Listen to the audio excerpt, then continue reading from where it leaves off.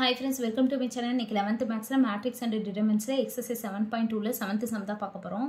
Write the general form of 3x3 skew symmetric matrix and prove that its determinant is 0 அப்படினு சொல்லி கொடுத்திருக்காங்க.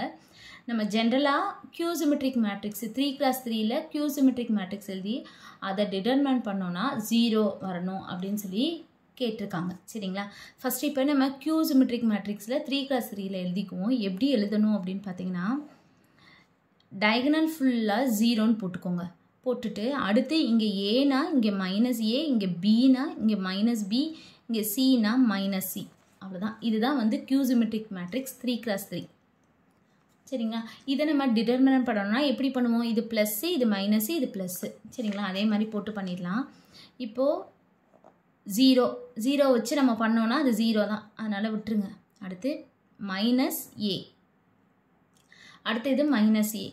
போட்டோன்னா இந்த காலம் இந்த ரோ மறைச்சோன்னா என்னது -a into 0 0 0 minus bc. சரிங்களா? அப்போது 0 minus bc.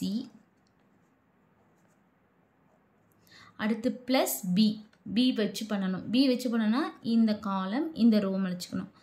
பண்ணோன்னா -a into -c. அப்போ ac minus 0. அப்போது AC minus 0.